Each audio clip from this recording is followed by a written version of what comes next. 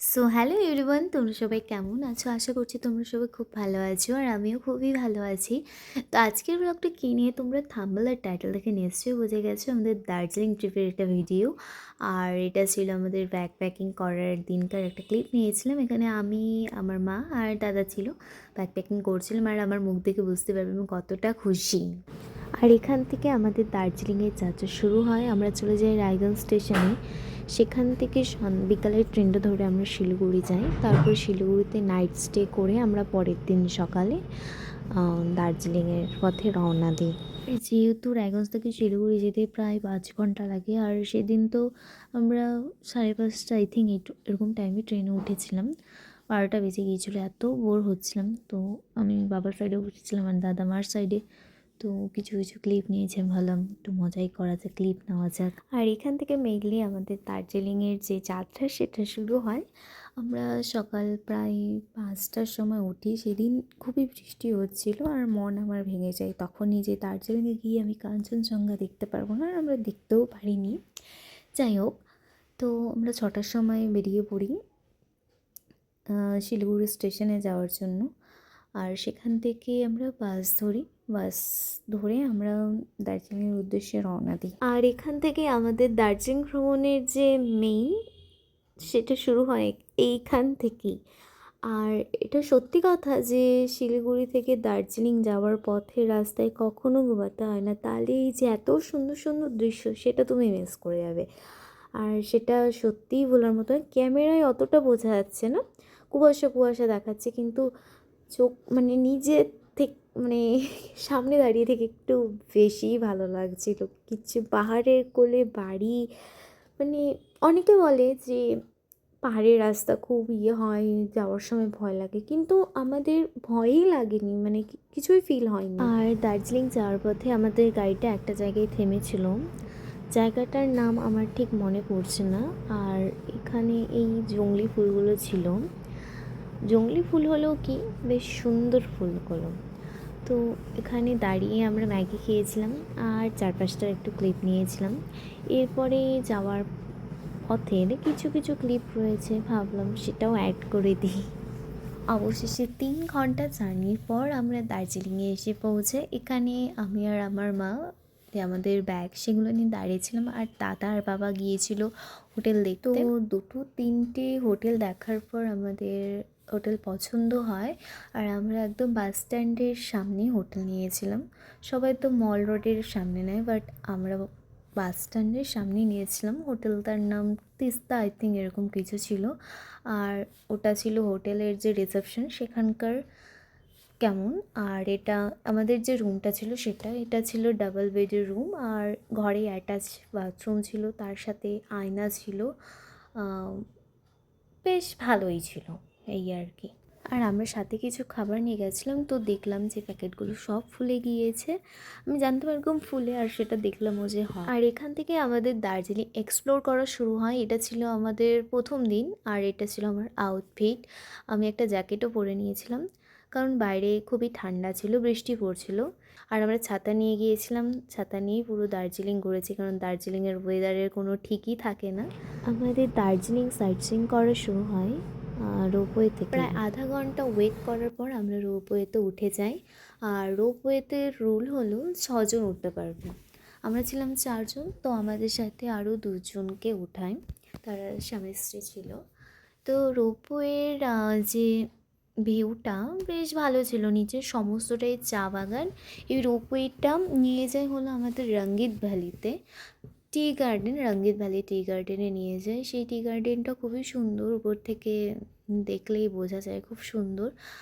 আর যেহেতু সেদিন বৃষ্টি পড়ছিল, তার জন্য মানে একটু তো যদি রোদ থাকে বেশি ভালো লাগবেই। অবশ্যই পাহাড় সব কিছুতেই সুন্দর, বৃষ্টি পড়ুক বা রোদ উঠুক, কিন্তু আমার মনে হয় যে রোদ উঠলে একটু বেশি সুন্দর। এখানে যেতে প্রায় আধা ঘন্টার মতো টাইম লেগে যায়, কারণ এই রোপওয়েটা অনেকটাই বড়। আর আমি কিছুটা বড় হয়ে গিয়েছিলাম, কারণ চারিদিকে এতই কুয়াশা ছিল, ভালো মতো দেখতে পারছিলাম না। হ্যাঁ, উপর থেকে চা বাগানটা দেখতে খুবই সুন্দর ছিল। আর এখানে এত বৃষ্টির মধ্যেও তারা ছাতা মাথায় দিয়ে চা পাতা তুলছিল। আর আমরা রঙ্গিত ভ্যালিতে পৌঁছে সেখানে মোমো কিনে নিই। দার্জিলিংয়ে মোমো না খেলে কি হয়। আর রোপওয়েতে যাওয়ার পথেই পরে দার্জিলিংয়ের ফেমাস সেন্ট জোসেফ স্কুল, যেখানে মেহুনা সিনেমার শুটিং হয়েছিল। তোমরা অনেকেই আই থিঙ্ক জানো। রোপওয়ের পরে আমরা চলে যাই মহাকাল মন্দিরে। মহাকাল মন্দিরে প্রথমে ভেবেছিলাম যে সেটা অনেকটা নিচে, মানে নিচ থেকে তোমরা বুঝতে পারবে না যে এটা প্রচণ্ড উপরে, অনেকটাই উপরে। আর ওই দিন তো বৃষ্টি পড়ছিল, এত হাওয়া দিচ্ছিল যে আমরা উঠতেই পারছিলাম না। মনে হচ্ছে একদম, এমনি তো উপরে ওঠার সময় প্রচণ্ড কষ্ট হচ্ছিল, মানে হাওয়া যেন আরও টেনে টেনে আমাদের পিছিয়ে দিচ্ছে। যারা গিয়েছো তারা তো জানোই কতটা উপরে। তো প্রায় অনেকটা রাস্তা উঠে আসার পর, উপরে ওঠার পর এখান থেকে মেইন যে মহাকাল মন্দিরের রাস্তা সেটা শুরু হয়। আর এই জায়গাটার পরিবেশটা জাস্ট ওয়াও ছিল। এখানে যে বুদ্ধিস্ট ফ্ল্যাগগুলো ঝুলানো ছিল, আর এই যে মহাকাল মন্দিরটা, এটা হলো বুদ্ধিস্ট আর হিন্দুইজম কালচারের মিক্সচার।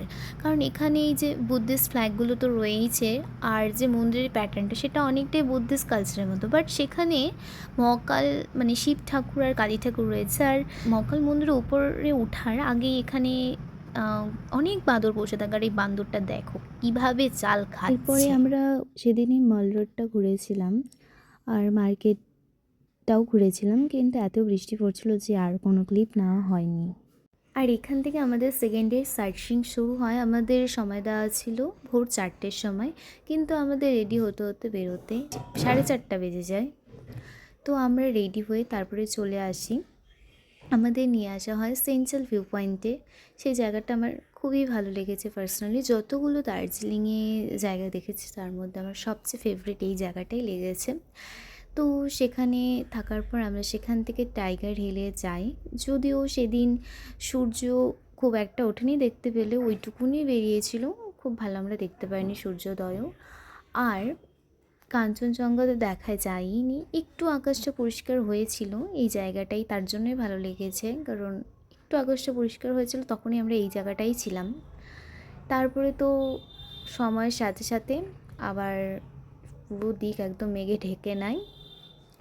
তো আমরা কাঞ্চনজঙ্ঘা কিছুই দেখতে পারিনি, কিন্তু গিয়েছি সব জায়গায়। এটা হলো Tiger Hill observatory view point. এই জায়গাটায় পাহাড়টা দেখো, আর যদি কাঞ্চনজঙ্ঘা দেখা যেত তাহলে তো হয়েই যেত। আর এই যে সূর্যটা দেখা যাচ্ছিল। এরপরে আমরা চলে যাই খুব মনেস্ট্রিতে। এই মনেস্ট্রিটাও খুব সুন্দর ছিল, আর একটা কি বলবো, খুবই একটা সুন্দর পরিবেশ, একটা শান্ত পরিবেশ ছিল।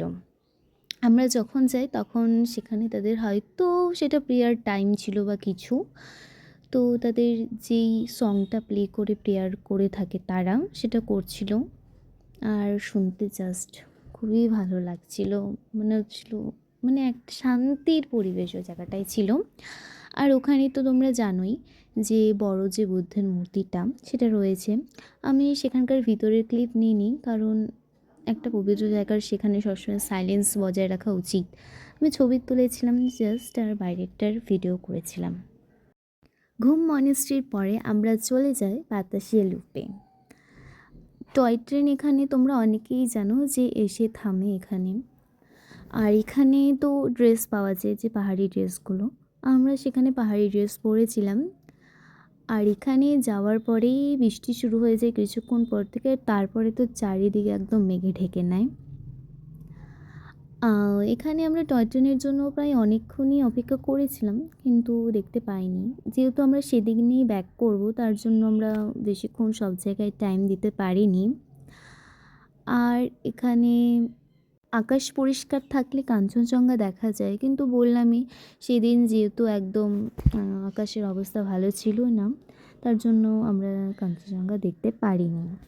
এরপর এখান থেকে আমরা চলে যাই রক গার্ডেনে। আর রক গার্ডেন ছিল অনেকটাই নিচে, এক একটা জায়গার দূরত্ব তো প্রায় আধা ঘন্টা করে। আর এই রক গার্ডেনে যাওয়ার পথে যে রাস্তাটা দেখতেই পাচ্ছ তোমরা, খুবই সুন্দর ছিল। মানে মেঘগুলো, পুরো পাহাড়টা দেখো, পাইন গাছ, তার সামনে চা বাগান, মানে খুব সুন্দর ছিল। আর রক গার্ডেনে যাই, সেখানকার ক্লিপ আমার কাছে নেই নেওয়া, নাহলে আমি তোমাদের সাথে শেয়ার করতাম সেটাও। আর পাহাড়ে গিয়ে যদি পাহাড়ি ফুলগুলো না তোলা হয় তাহলে তো পাহাড়টা মিস হয়ে গেল। এরপরে আমরা চলে যাই জুতে। সেখানে বেশি ক্লিপ আমার কাছে নেওয়া হয়নি, দেখতেই পাচ্ছ চারিদিক একদম কুয়াশায় ভরে গিয়েছে। আর আমি সেখানে এই যে রাইডটা সেটা করেছিলাম, ছোট ছিল বাট মজা লেগেছে। আর এই যে দার্জিলিংয়ের আইকন আইডেন্টিটি টয় ট্রেন, যদি আমরা টয় ট্রেনের রাইড করিনি, নেক্সট টাইম হবে, যা যা এবার হয়নি। তো এটাই ছিল আমাদের